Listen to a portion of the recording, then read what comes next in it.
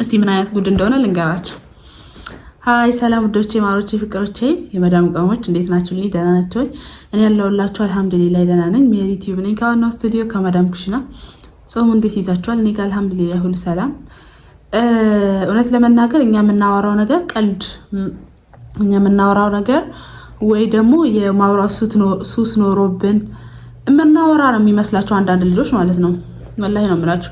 ለማንኛውም ኮንትራት ቤት ላሉ ልጆች ይሄን ቪዲዮ ላይክ፣ ሼር፣ ሰብስክራይብ እያደረጋችሁ ቤቱን አዲስ ለሆናችሁ ልጆች ሰብስክራይብ እያደረጋችሁ ነባር ቤተሰቦቼ ደግሞ ቪዲዮ ላይክ አድርጉ።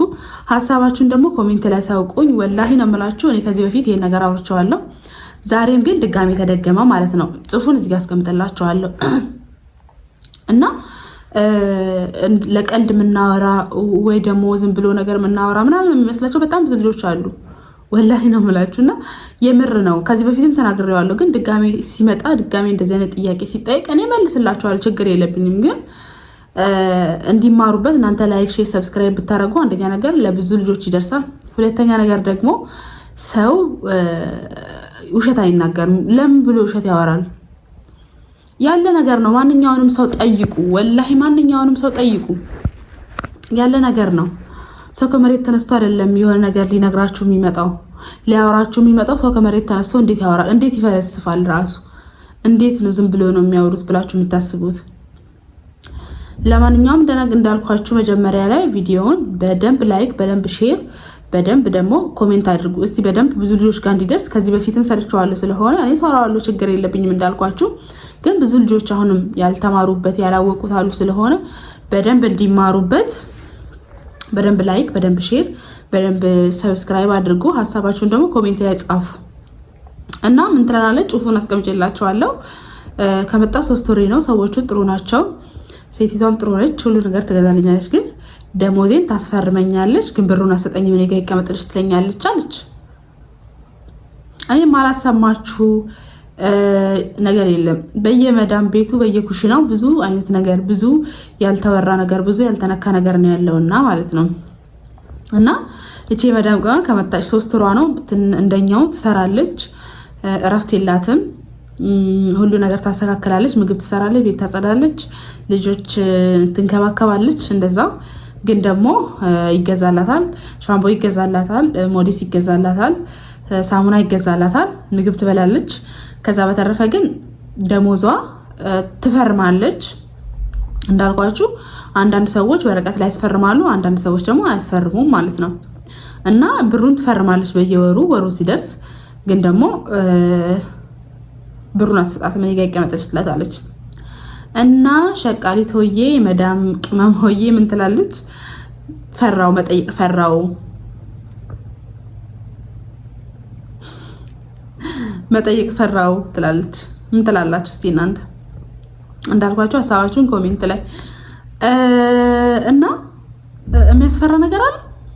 ስትጧት በተባልሽበት ሰዓት ተነስተሽ ስራሽን ስትሰሪ፣ ሽንት ቤታቸውን ስትጠርጊ፣ ልብሳቸውን ስትጠርጊ፣ ስትወክሺ፣ በዛ ላይ ረመዳን አሁን ከ7 ሰዓት ከተነሳሽበት ጊዜ ጀምሮ እስከ ኢፍጣር ሰዓት ስትሰሪ፣ ከዛ በኋላ መልሰሽ ክፍላቸውን ስታስተካኪ፣ ለምን አትፈሪ?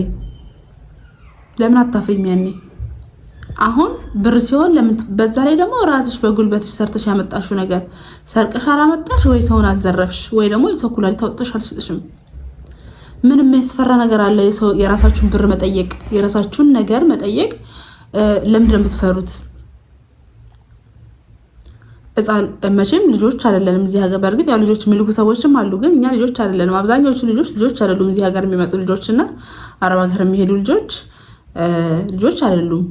ለምን ማለት የራሳችሁን ነገር ራሳችሁ ጋር ማስቀመጥ መቻል እንዴት ያቅታችኋል? ከዚህ ጋር ነው ያወዳደርኩት የህፃንነቱን ነገር፣ ሌላ ነገር አይደለም። ለምን ራሳችሁን ችላችሁ ቤተሰባችሁን ረድታችሁ ራሳችሁን እንድትችሉ ነው እንጂ ብራችሁ ማዳሞቻችሁ ጋር እንዲቀመጥ አይደለም። የመጣ ነው እዚህ እና የመጣችሁበትን እንዴት እንደመጣችሁ እንዴት ትረሳላችሁ? ብራችሁን እንዴት እነሱ ጋር እንዲቀመጥ ትፈቅዳላችሁ? ለምንድን ነው የምታፍሩት? መጠየቅ ለምንድን ነው የምታፍሩት? ሲቀጥል ደግሞ ገና 3 ወር እንደሆናችሁ በ3 ወር መዳሜ ጥሩ ነች፣ ሰዎቹ ጥሩ ናችሁ ምናምን እንዳትሉ በተአምር ማለት ነው እንዳትሉ። ጥሩ ራሱ ቢሆኑ እንዳትሉ ወላሂ እንዳትሉ። ምክንያቱም አይታወቅም የነሱ ሰይጣን። በሰባት ወርም የሚነሳባቸው ሰዎች አሉ። እንደመጣችሁ የሚጨቀጭቁ ሰዎችም አሉ። ከመጣችሁ ከ3 ከ4 ወር በኋላ የሚጨቀጨቁ ሰዎች አሉ። ከመጣችሁ በ6 በ7 ወራቸው የሚጨቀጨቁ ሰዎች አሉ። ስለዚህ ገና በመጣችሁ በ3 ወራችሁ ሰዎቹ ጥሩ ናቸው ምናምን እንዳትሉ። ከዛ በመቀጠል ደግሞ ምን ቤት ነው የምትፈርሙት? ምን ቤት ነው ብራችሁ ሳትወስዱም?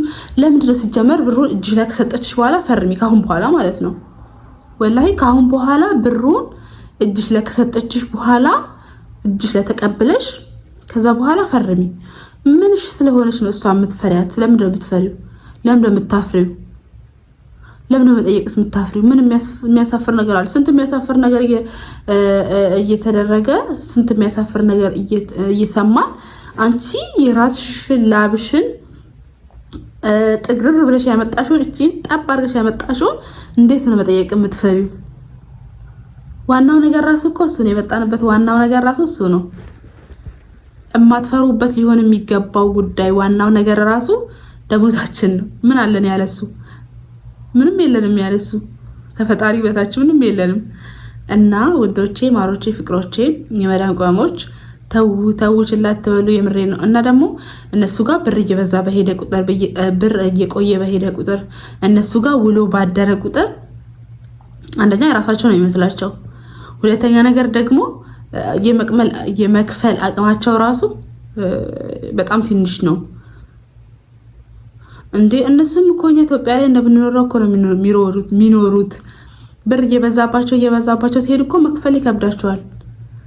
በጣም ሀብታም ናቸው ሲባሉ ከመሬት እኮ አይደለም የሚያብሱት መቼም ብሩን አይደለ። ስለዚህ ውሎ ሳያደር እንደው ካቆያችሁ ራሱ ከ2 ወር አታስበልጡ ብራችሁን።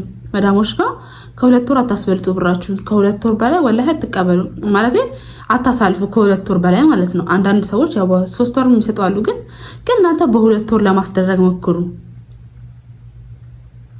እቺኛዋ እኮ አፋን አውጣ እኮ ነው እኔ ጋር ይቀመጥልሽ ያለቻት። እኔ ጋር ይቀመጥልሽ ሰማት ደግሞ አትሰጥሽም ማለት ነው። አትሰጥም። ሁሉም ሰዎች አንድ አይነት ሰዎች አይደሉም። አንቺ ጋር ይቀመጥልኝ አላልሻትም፣ አንቺ አላልሻትም አይደለ? ስለዚህ እሷ ምንም ይቀመጥ እኮ ነው፣ ዝም ብሎ ይቀመጥ እኮ ነው እሷ የምትለው እኮ ዝም ብሎ ይቀመጥ ምን ማለት ነው? እና ወዶቼ፣ ማሮቼ፣ ፍቅሮቼ ወላሂ ነው የምላችሁ ብራችሁን አታቆዩ። እቺን የባዳም ቆም ደግሞ አሁን 3 ወር ሆኗል። እንግዲህ ያለፈው ነገር ምንም ማለት አንችልም።